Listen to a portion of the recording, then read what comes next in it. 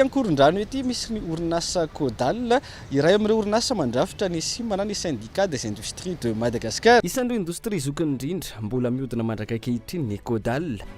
Ny taona 2017 no tonga teto Madagascar i Jacques Bruno, injeniera nisehatra tamin'ny industrie momba ny hena nandritra ny 17 taona tany Antongombato Antsiranana.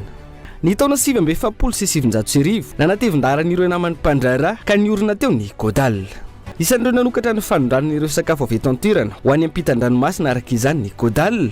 Raha ny poivre vert no nanomboan'izy ireo izany ny taona 17 nihitatra tamin'ireo karazan-tsakafo samihafa ahafantarana ny Madagasikara izany etanteo reny. Manodidina ny 20 amin'izao ireo karazana vokatra atolotry ny orinasa Codal ho an'ireo mpanjifany na ho an'ny eto an-toerana izany na eo amin'ny sehatra iraisam-pirenena. Isan'ny ahafantarana ity orinasa ity ny fanodinana ho azo tehirizina maharitra ireo sakafo ahafantarana ny Madagasikara. Amin'ny industrie ny Codal, milina no mipiasa ny amin'ny uzina no mifandrimbona ahazahoana vokatra tsara kalitao, fa misy ekipa maro ihany koa ato ambadika misahana ny fampandehanana rankabeny, ny fanaramaso sy ny fiahina ireo mpiasa ary ny fijerena ny maolona. Ho an'ny eto amin'ny orinasa Codal, mampiasa masinina antsoina hoe autoclave izy ireo. Masinina mampiasa entona amina mari-panambony amonoana ireo mikroba sy otrikaretina samihafa. Ny vokatra rehetra ampandalovana eto amin'ity masinina ity avokoa iantohany izay fahadiovany izay. Mifamatotra ny industrie sy ny herinaratra, orinasa Codal nanao dingan-davitra izy ireo ka niroso tamin'ny fampiasana angova zaovozana ahazahoana ny herinaratra. Ahafantarana ny orinasa Codal ihany koa ankoatra ny voankazo, ny fanodinana ireo legioma maro samihafa toy ny anana, anamamy sy ny sisa. Fa ny orantsika anatin'ity fandarana ity ny fanodinana ny anamalao.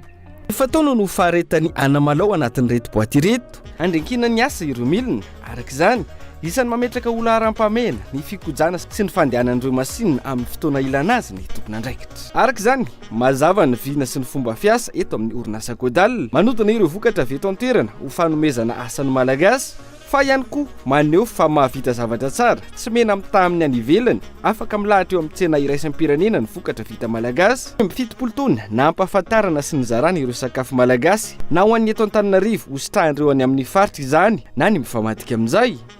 Fa 70 taona ihany koa nampisehoana ireo any ampitan-dranomasina ny sakafo Malagasy sy fanomezana fahafaham-po ny Malagasy mila ravinahitra any ivelany. Malagasy ny 7,900 mpiasa eto amin'ny orinasa Codal, tantsaha no isan'ny mahazo tombotsoa mivantana amin'ny fisian'ny orinasa toy izao.